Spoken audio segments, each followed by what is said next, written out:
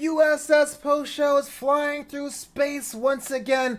Hello, everyone. My name is Flobo, Boyce, the number one of Commander's Log, the unofficial Star Trek Discovery Post Show, and we're going to be reviewing what's that episode called? Terra Firma, Part 2, because the numbers and naming conventions this season are all over the place.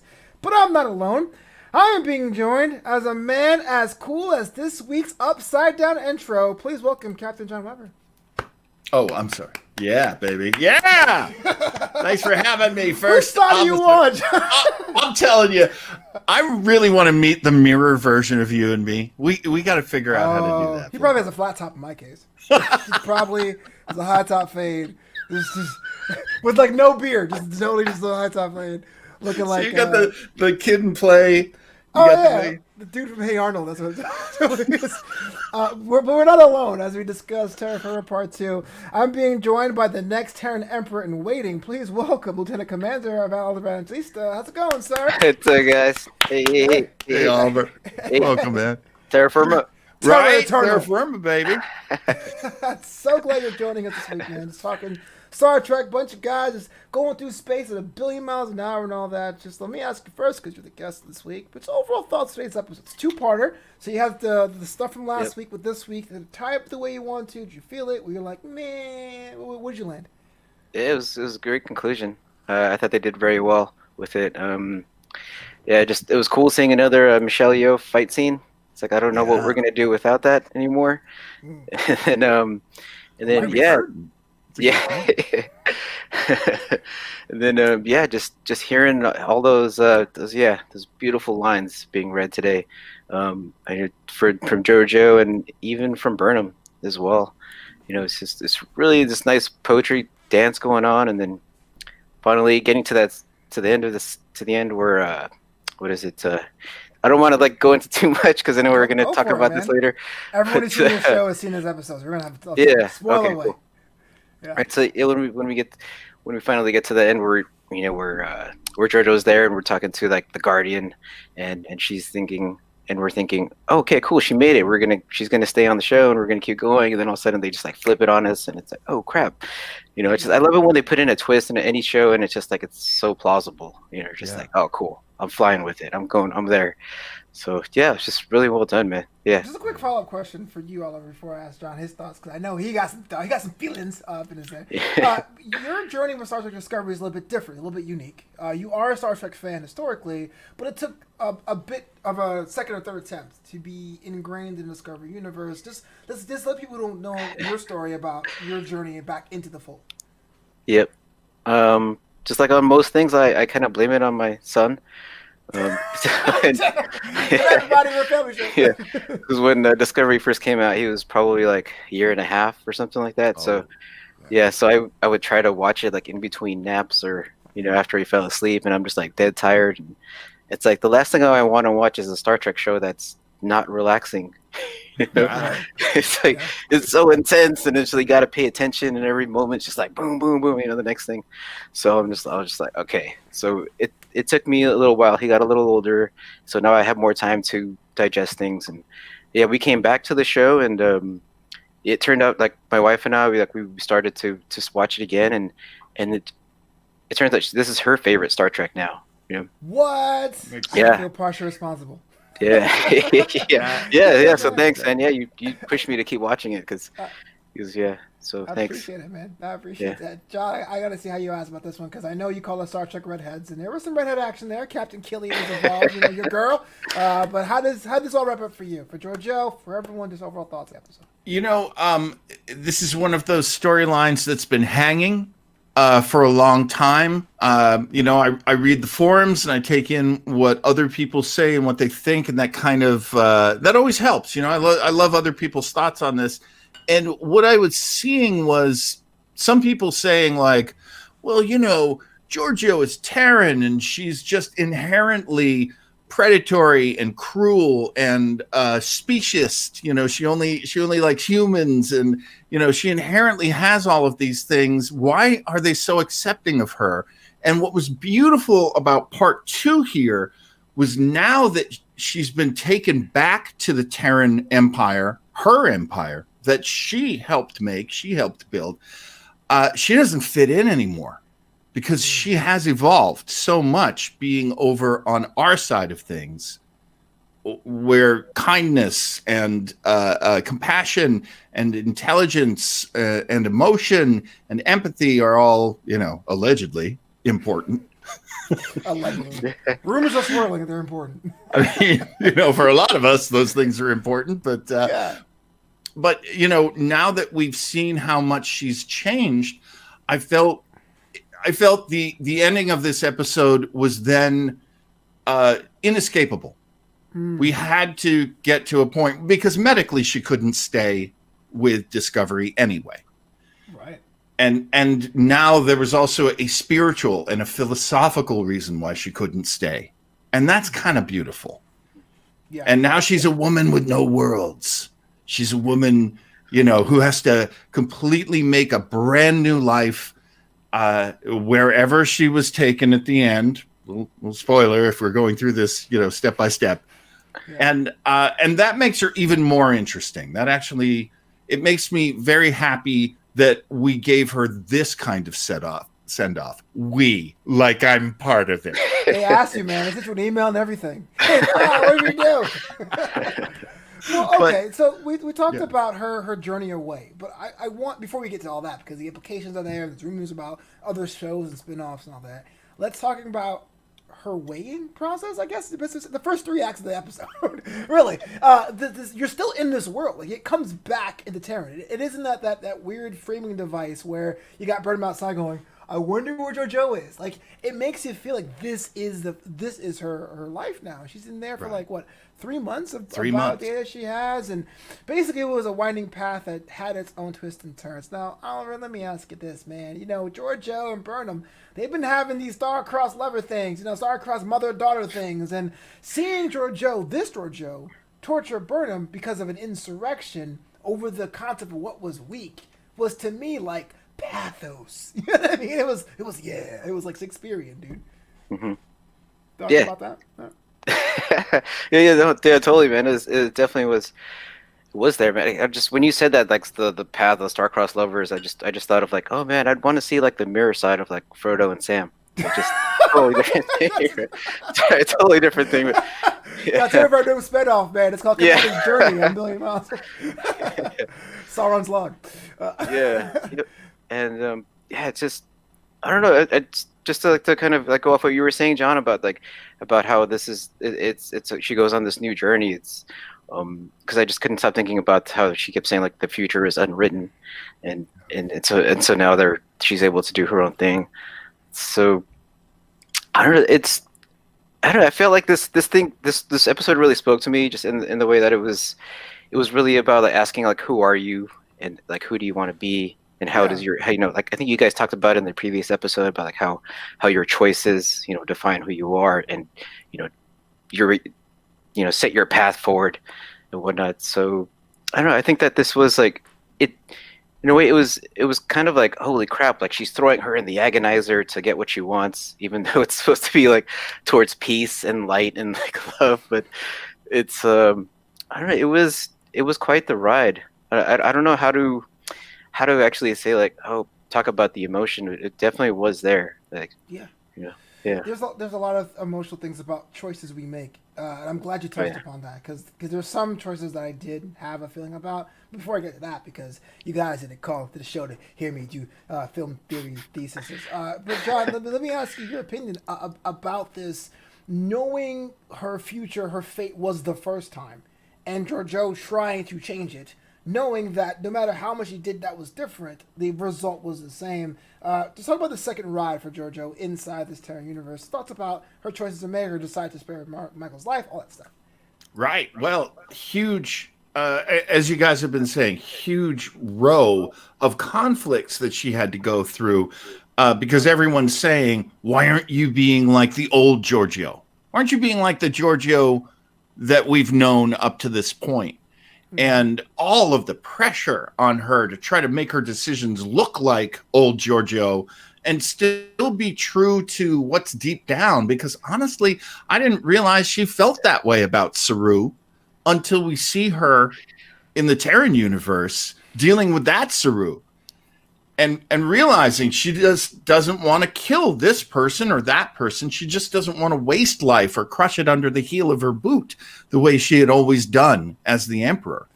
And we got to see, in last episode, we got to see sort of the gorgeousness. And now in this episode, it's gritty and it's bloody and sweaty and everybody's just being, pushed to their absolute limits. So you really were heading towards a conclusion that was inescapable.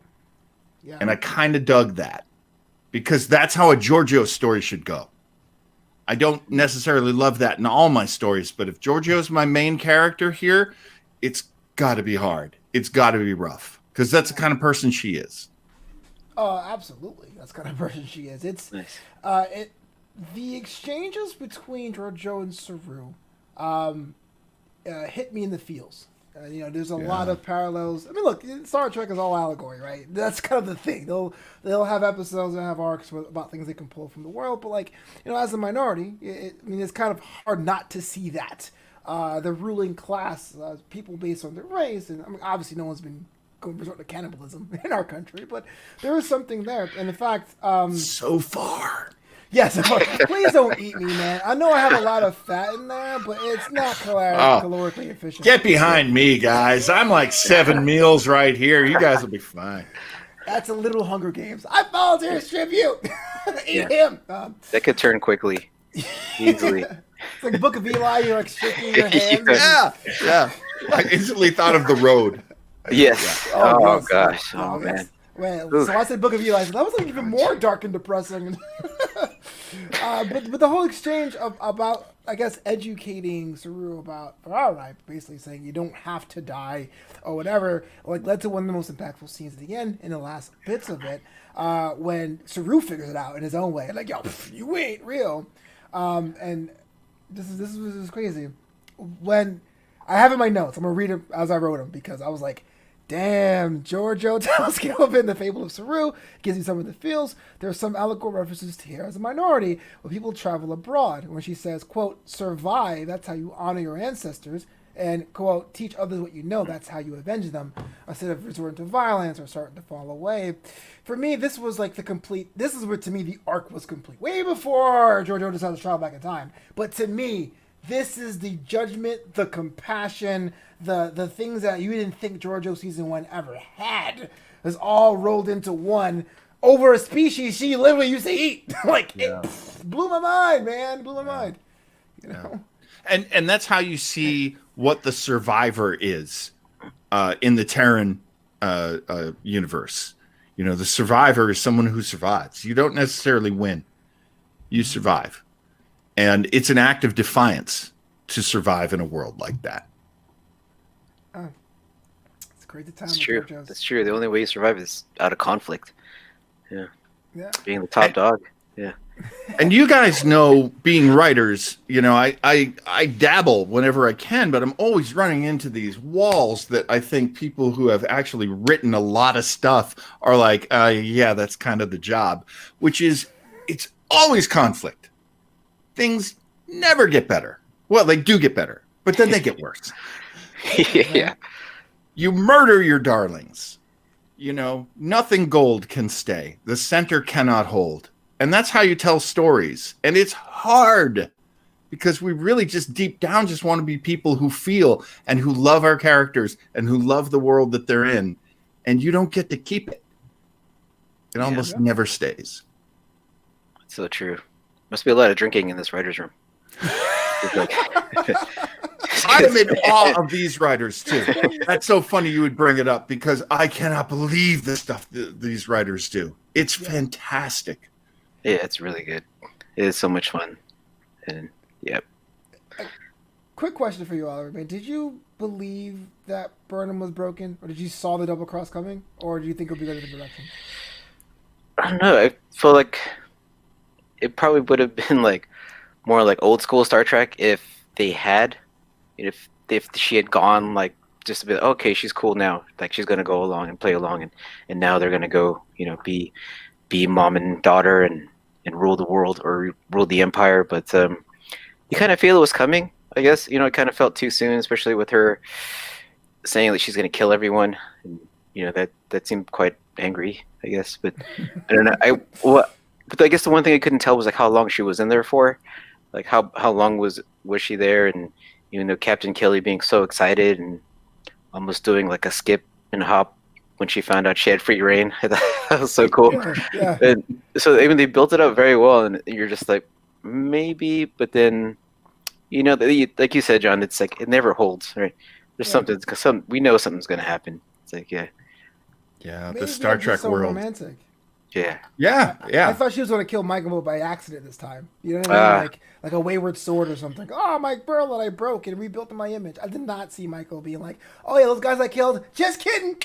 I did not see that coming at all. That was crazy. That was crazy. But it's very Terran. It's extremely Terran.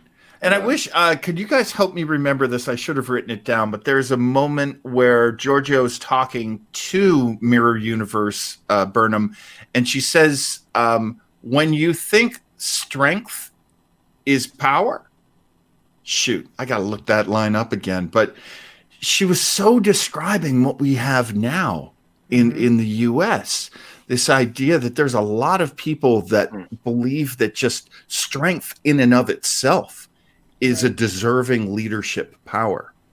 Right.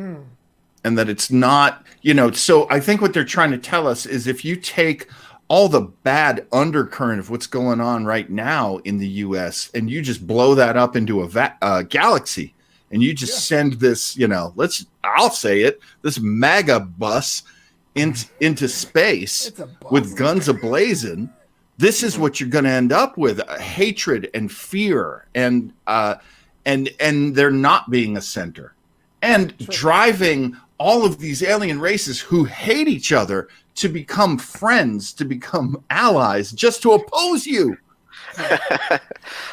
Yeah. Right. I think that to me was the allegory I pulled from this one. That it wasn't like isolationism, I guess neo-isolationism, and I'm not going to do this whole psychological thing, but other countries are doing it too. Brazil, England, that's happening globally. That's right. But like the coalition was interesting. Granted, it was more of a plot device than an actual coalition, but I thought that was really astute, that they have so many different races, the Romulans, the Andorans, the Tellarites, and the Klingons, come together like Voltron and take off this Terran Empire. But it says a lot about what the Terran Empire was doing and how Giorgio looked compromised in her position. So, hard to say. Yeah, that's right. Yeah, might is right. I think. Coming on. Yeah, we're having diplomacy, right? We're having diplomacy. Well, I mean, the great story, here's me being a theater nerd, but the great story behind Camelot is that the idea of chivalry is that you overcome might makes right. And you try to create a system in which power protects the powerless. Mm-hmm. And that's always been Starfleet. Always. It's mostly Starfleet.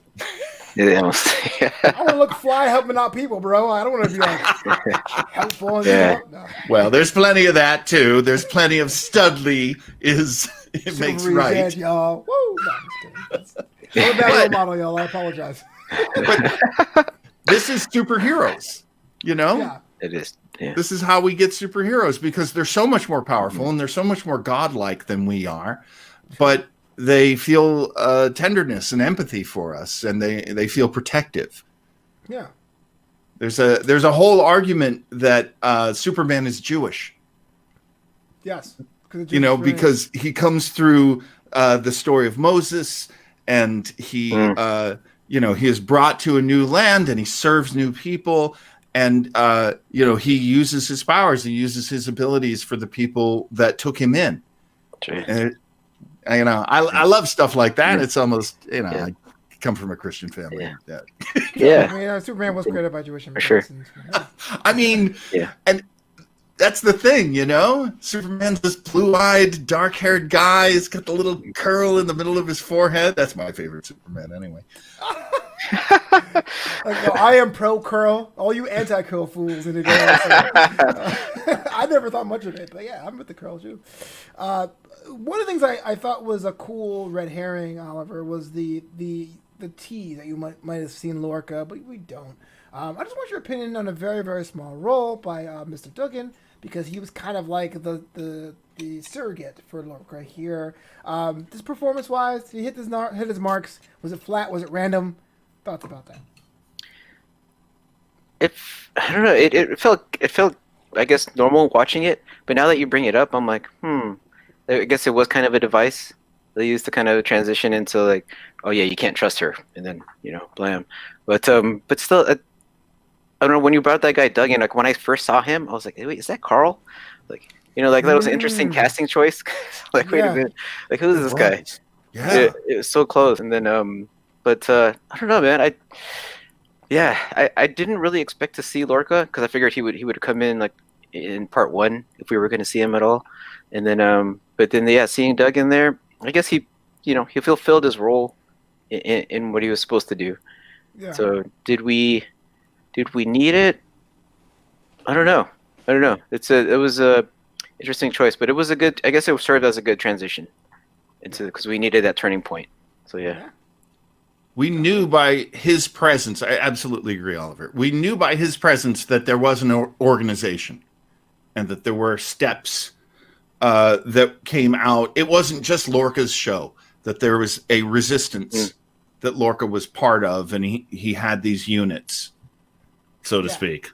Yeah, it's always fun to see guest stars. Like, I wish we do a guest star ranking, how many guest stars we had that were dope, how we were kind of how many were like one or more of. Oh, man. Now making me nervous. Well, what's funny is usually I look at someone like that and I go, well, he must be somebody. He must be, Right. he's not. He's an actor named Daniel Cash. He's Canadian. Just does some stuff, Always the Canadian. So it turns out in real world life, Georgia was out for less than a minute, but she was out for 3 months as far as she's concerned. When she wakes up, Carl, which I still think is Lieutenant Brass from CSI, says, and we're talking about this before, John, about the rumors of what Carl's role will be, and I want you to take this of what people thought it was and what did it end up happening after. It's funny. I read a great article, and probably what we're going to do. This is a hell of a time to bring it up, Flobo. But when we go into our next series, we're gonna have to have like a page, because I really wanted to like share this article with everybody, but like we don't have a presence yet, so we're gonna need some sort of presence that we can do this, because there was a big argument going on. Carl, played by, and it's Paul Guilfoyle. Yes. Irishman. I'm Irish. I think it's Newfoundland. Which one is it, John? So, I mean, the big argument, is he a Q or is he something else? And there was a great argument for he's something else. The idea of being a Q is almost always your name is Q. And then there was a character, Quinn, who's also of the Q continuum, but that name begins with a Q. So there was this huge question of like, well, why would they break that rule? And then there were the argument that it was, in fact, this character from the original series called the Guardian of Forever. From the album. Yeah, I'm so used to being a disc jockey. From the episode City on the Edge of Forever, which starred oh my gosh, what's that gal's name? Edith Keeler, played by Joan. She was in Dynasty. Help me out, boys. Joan. For my time, jeez, man, yeah. I remember seeing it on TV. I need old people. That's what I need. Fresh out, John. Wake me up when my soup is warm. Joan Collins. Got it. So in it, they get some information about her. So it's very much like Quantum Leap, this episode. There's a bizarre thing where McCoy just accidentally ODs on a drug that makes him crazy. He takes like future angel dust or something. Sweet. He jumps in this magical window that we know as the Guardian of Forever and is lost in time. And so Kirk and Spock have to go after him. And they just jump through this giant portal that takes them through. But at some point, they try to check to see if what they've done works. And they do it by seeing a newspaper clipping from a newspaper called the Daily Star. Mm-hmm. Now, when we meet Carl on this planet, Danis 5, he is reading a paper and he goes, well, hey, this is about you. And he shows her one of her possible futures in a newspaper called the Daily Star. That's a deep cut for you OG fans. I am in awe of people who can pull that from their brain, dude. It's like, holy crap, man. That just ruined my next question. Like, Thanks, bro. Yeah. It's like, well, it was now, cool. if I hadn't had a bunch of really great nerds who put together that article, I couldn't have told you this. I want a nerd squad. Put me on, bro. I want to walk into parties and be like, it's obviously from the first episode of it. Well, what's beautiful about it is once I saw that, all my memories about that just started to do that, like the end of The Usual Suspects, like, wait, yeah, there was and it had a voice. Oh, wait, it was a person. And it said it was older than time. And, and we already know that the sphere is on the sort of same, the sphere that's tied to their computer is already on that sort of same, level, that it's part of this.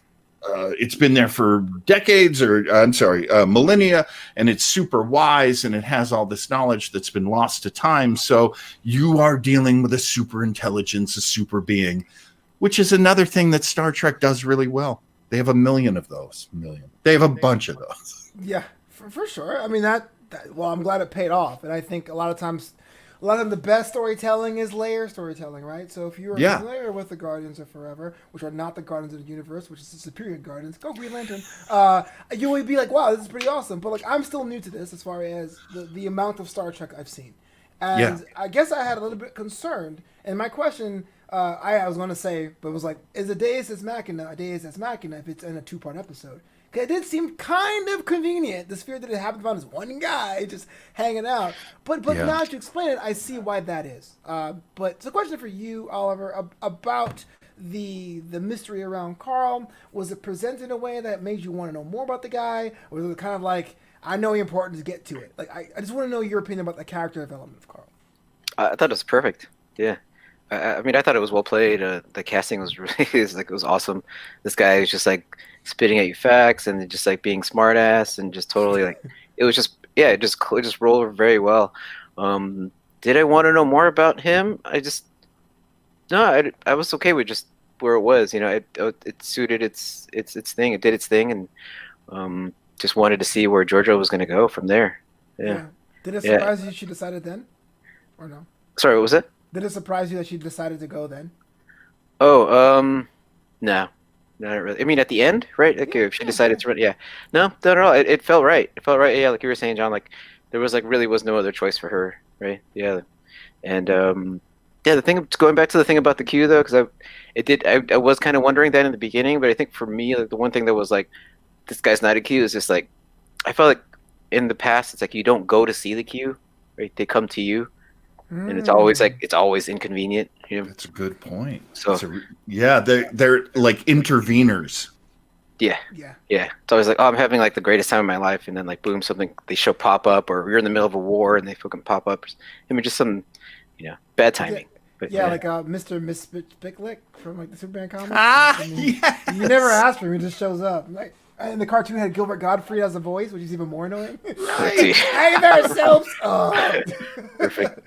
I thought that was pretty interesting. I'm asking about this too because you are so good at like giving characters journeys in your writing. Thanks, No problem, man. Giorgio walks through that portal, and we don't really see the crazy sound. You don't see the sound. You don't see the visual effects. Fine, whatever. When Burnham is telling Saru about Giorgio, and then Saru goes, "Is she deceased?" And she goes, "No," and she goes, "She's deceased." I want to know how that worked for you. Did it work for you? Was it kind of like a out of character moment for Saru? Did it make sense for Saru to say that in the way he did? To me, it made sense in that, like, kind of like what they did at the end of season 2, as far as like the people who were left behind. It's like them telling them, oh yeah, Discovery, like it's gone, right? Like it just destroyed. I felt like that was like him kind of saying like, okay, like we're just gonna write she's deceased because we're not gonna write about this damn thing, this portal thing. We have to explain this to the admiral and et cetera, et cetera. So yeah, to me that's how it made sense. That's profound, man. Yeah, it's almost like the death at sea of a Discovery. John, what do you think? Yeah, I mean, we hear the portal himself tell us these temporal wars were terrible for him, and that he probably shouldn't even exist at this point because the temporal accords are so strict and so final. And so he's kind of lost. There isn't a lot he can do or a lot of people he can contact because he shouldn't exist. Right. Time travel, interdimensional travel, very frowned upon, universe-wide, universally. So I kind of felt for him. And it's funny that they're using Paul Guilfoyle because I'll throw in my little thing, which is, yes, he was Brass from CSI. If you ever watched, and it's really worth watching, The Good Fight. Okay. Which the just... one on CBS All Access? Yes, just like CBS, just like Discovery, The Good Fight was a CBS All Access exclusive, and a very, very good show. Very good show. But he plays a character on there that you shouldn't trust. He's a little, and so I feel like he's CBS's bad boy. Yeah, CBS will do that. They'll find roles for you after the fact. You're like, well, he's in this? I don't know about you, Flobo, but every time I got acting work, I always hoped that at some point I would have like a Harry Mudd role or something like that. And then people would be like, you know who we should get back? That guy who played that thing in that certain way. Like, I wanted to be typecast. Yeah. So, God bless you, Paul Guilfoyle. You did a great job. I want another Mudd episode. Not to say that particular story was that great, but again, it's cool to have I guess it'd be unique in this show, in this universe, that one-off, like, villain of the week on this overarching type of show. Just a quick announcement, man. Joshua Purcell, thanks for traveling with us. He was a former guest on the show. Hey, Josh! Come on back when you can. This is Commander's Log, the unofficial Star Trek Discovery Pro Show, brought to you by Geek Renaissance. Look, man, next week is Christmas. What are you doing if your So Christmas fast. list is not done? It's the last night of Hanukkah. You already missed that boat, and Kwanzaa's around the corner. Go to Geek Renaissance on Instagram, @Geek Renaissance. Make sure you get yourself some earrings. Get yourself a resin chest set with all the cool things from the Disney universe and the Marvel universe, all that nerd stuff, @Geek Renaissance on Instagram. About one more question about this whole Giorgio thing, and because this to me was like the moment where I was like, oh, we had the toast. And I thought at the end of it, and I'm so glad the writers, the people that be, decide to give us a very naturalistic eulogy, I guess.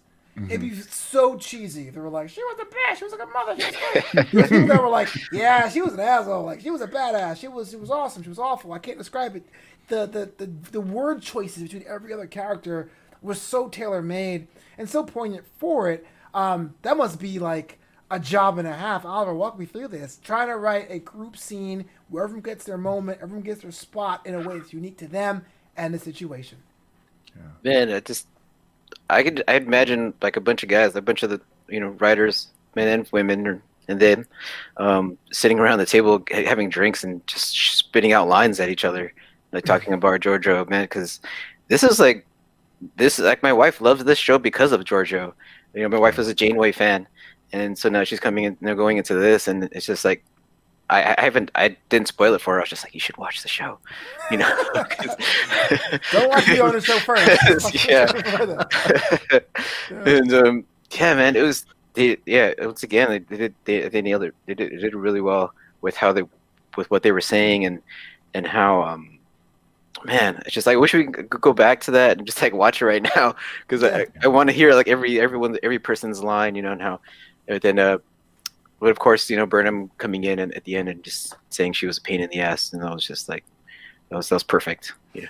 Can I ask you what about Giorgio was the most appealing to your wife? Like, what did she like the most about her? Or well, you know, my wife always beats me up, so you know, that's like, That was a very cautionary look. yeah. You know, and it's just she's I know she's always attracted to those strong women. You know, she's especially in her workplace. She's just such a strong. She's a leader, and I think she's just attracted to seeing other women like that, seeing other roles like that. Yeah, particularly Janeway. I think that's why she's like, oh yeah, Janeway's badass. Yeah. And I think my wife actually took one of those. Sorry, not to mean to go on about her, but she took one of those Star Trek like personality quizzes, you know, and they sweet, tell you yeah. who you are. I So kinda she's crushed her. actually, yeah, she got she's a Jadzia Dex. So Oh, I see that. Yeah, yeah, yeah, Sure. yeah. Sure. yeah. So I kind of cracked up because I was like, oh yeah, she ends up with Worf. It's like, so I'm Worf. Like, damn. Spoiler alert! I know. Season 3 now. Sorry, That's a good I'm marriage. working. It's been 25 years, man. Spoiler alert. That's a good marriage right there. Good match. Yeah. Well, and one of the great things about Trek is one of the great things about opening up the world that we live in, the world of the viewers of Trek, is, Janeway was in a show at a time when there was still like, what is a woman captain going to be like? And that was like 20 years ago. And now or 25 at this point. And now we're at a point where it's like, what's this captain going to be like? It's not so much the balancing, being feminine, but also being a boss. It's not that so much anymore. It's like be the most you can be, and let's see what that is, and let's benefit from that. Because Starfleet is not that different from a capitalist world that we live in, which is bring us your best. We're going to use it to make money. Yeah. It was a weird time, and again, I don't want to slip into like film school discussion, but like it was a weird time in the mid-90s when a lot of these male-dominated writers' rooms tried to experiment with what a strong female character was. We're talking like La Femme Nikita, Xena Warrior Princess, Hercules, like The Captain Thief, all these like VIP with Pamela Anderson. Like it's kind of like trying to experiment what a strong woman is, and looking back on it, some things don't hold up. A lot of them don't hold up. But some do. And I think Janeway is definitely a character that resonates because it was reverse engineered. It was like, how would a Janeway respond to this? Just a woman. Like, you know what I mean? Like, by the way, you know. And when she announced that she's going to be in Star Trek Prodigy, I was like, oh, finally, great. Yeah. I mean, there's an amazing quality to her. You're right. They built her backwards. They said she's a captain. She's very much in control of her ship. Now things are different with her crew. She's got a very different crew now. And then in her off time, she enjoys coffee and romance novels. That's a full circle character. And we give a shout out to Leo Genesik, who was last week's guest, who says VIP, deep cut. Well, it came on after Acapulco Heat, so... That's so funny. VIP is a crazy deep cut. Leo is exactly right. Yo, I was a Captain Zoom fan. I can go on this all day. I didn't have cable, man. I watched a lot of TV as a kid. Moving on, though, on the other side of the ship, nearer to the detached nacelles, Booker makes himself useful. He's reading manuals left and right. He read both the field manual and the technical manual in his spare time, because I wasn't going to do that, and practically crack the code. Now, I was kind of concerned about Booker, because I understand his role in the beginning of the season, being the first future man that Burnham sees. And by the time he was in the bay with the ship, I was wondering, man, I hope they're not keeping him around to keep him around. But it seems now he somehow, one, brought back Jet Reno, and two, helped out with the coaching ship. John, I'll start with you, man. Booker's journey reappearance, thoughts? Fantastic. I mean, one of the things that was great about Deep Space Nine is there is constantly a jockeying of Bajor and Cardassia trying to get into the Federation. Mm-hmm. So that never stops, and it creates a lot of story and a lot of conflict. When we are introduced to the future version of Starfleet, and it's basically a dilapidated strip mall version of Starfleet that no one really wanted to be in it. So we're very slowly meeting people who are going, you know what? I kind of like how you guys do stuff in Starfleet. And now Booker's like the new true believer. And I like that. Yeah. Because he's not Starfleet. He probably wouldn't make it through the academy. And we do run into that with, Starfleet's not sure how much they trust Booker. But Booker understands how much they could help his world and the world's, in his life. Yeah. So I like that. He's got a reason to be there now. It's not just he's got his van parked in the driveway and, sometimes Burnham goes out to the van and it starts a rocking. So weird. At first, I thought that was what it was going to be. Before, bro, you can transport anywhere. Why would you go out to the shuttle bay to transport? You're just showing everybody you're about to go have some good time. Okay, go ahead. You're right, man. But I like where this is going. I also like the lack of trust because Admiral Vance, in the great tradition of Starfleet admirals, is not an easy to like person. He's not someone who makes things easy for you. So we're still getting more conflict from that. Now we've got these two ends of the future here. There's Starfleet. We do things a certain way. Then there's Booker, who's like, I've had to live on my wits forever. Yeah. Yeah. So there's going to be a big conflict between the two. And Michael, of course, is going to be right in the middle. Oh, of course you would be. Imagine if this thing happened. Michael's like, I'm getting snacks. I'm out. Like, come on. That's her man, bro. Well, let me ask you that, too. I mean, Booker decides to be a help to Saru. And to his credit, last week went the direct approach to find out more about what's going on with the distress signal. Is it the right play for him? As somebody who's a courier, who goes by his own rules, is it really behoove him to work alongside Starfleet here?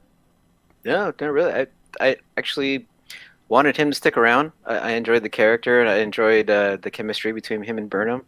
Yeah. And I like the fact that she's, they're going into the shuttle bay. It's like perfect place. And poor interns. It's having him around is good. Obviously he is a good guy. He wants to do good things. He wants to make the universe right and restore nature and all the environment and all that. So yeah, it's good play on his part. And as a smuggler, I mean, man, he has access to all this technology. He's got all that dilithium in his ship. It's like, dude, why not? Yeah. I would do it. Yeah. Okay, you're a man of the heart of gold. Just real quick. Also, we got the return of Jet Reno, eating licorice. I didn't think she was a licorice person. I had forgotten about her. To be honest with you, I forgot. Not in a bad way, but I felt like she was coming back to say, "Hey, look, I'm still a part of this crew, y'all." Do you think that she might be Booker's first friend? That's a good question. I do with those every once in a while, John. I can't work like this. I can't work like this.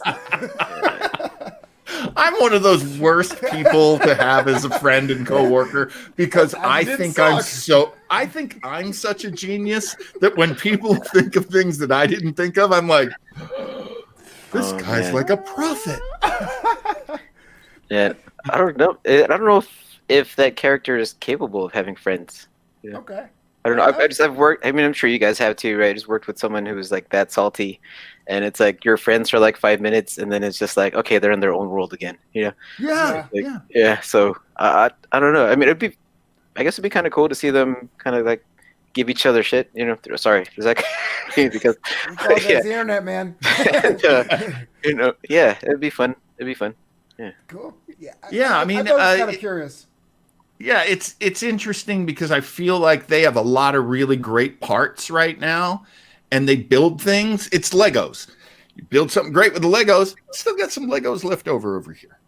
And so far, Jet is not. Jet can be really important in certain construction of Legos, but not always. And so, yeah, I mean, they did have a good reason, which was she's been trying to bring the ship up to code with all of this new stuff.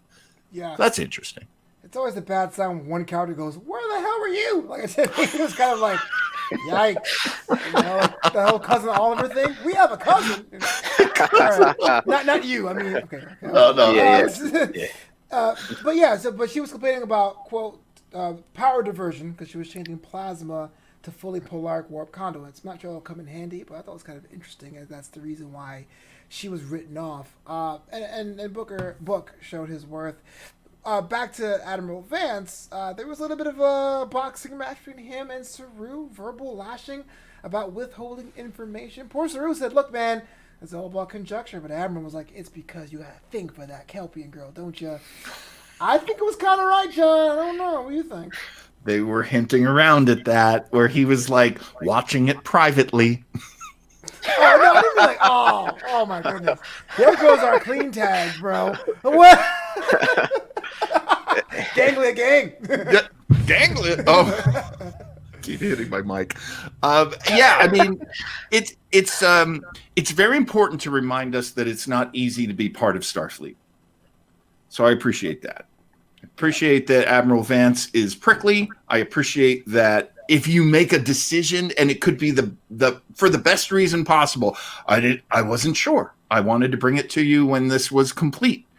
And to get caught on it, and to have Vance like, I don't trust you. Yeah. You know, very interesting storytelling. I don't know if you guys felt that way, but. Well, that's my question. Maybe I'm going to ask you, Oliver. Was Saru right, though? I mean, it kind of was conjecture, but he does have a reason to not take extra time with seeing someone that looks like him. Yeah, I don't know. That was a curious scene. I don't know what they were trying to. I couldn't quite grasp like what they were trying to say with that scene. It's like, is there something that's going to be revealed that they can't tell Starfleet?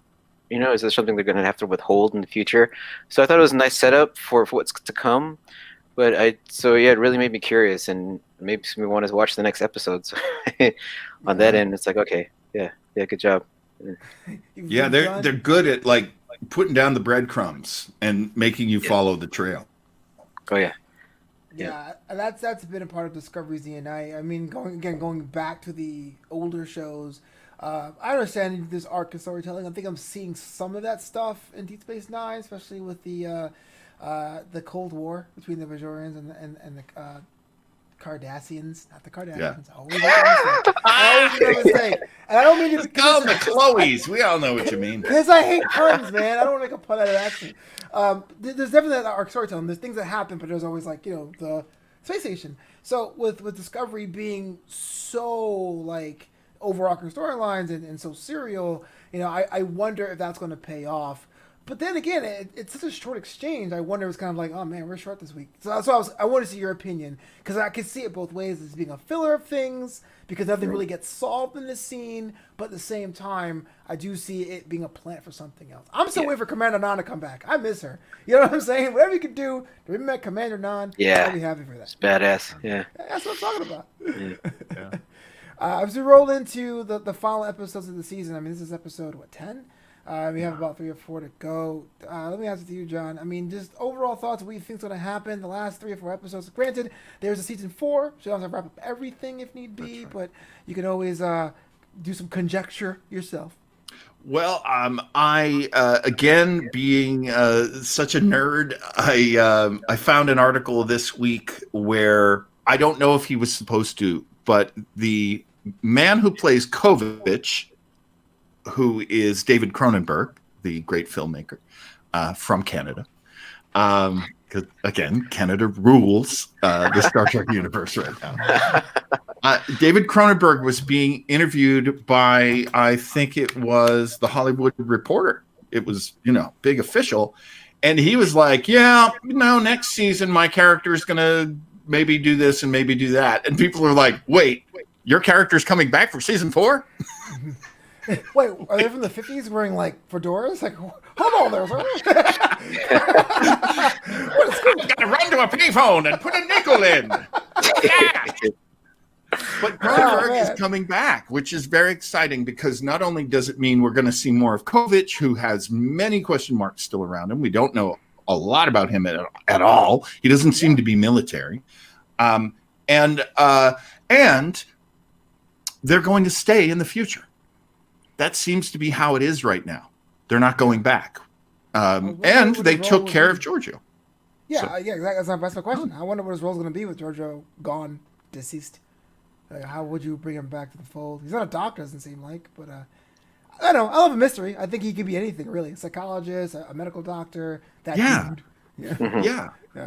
I mean, we know we know that he's fascinated with Terrans ever since he was a child. He knows all about the temporal wars. Like he has a lot of information up there in that noggin. So yeah, very interesting to see what he's going to be. I tend to think he's intelligence. Okay. I don't know if that works for you guys. I don't know that there's a Section 31 around now, but he seems to be like intelligence guy.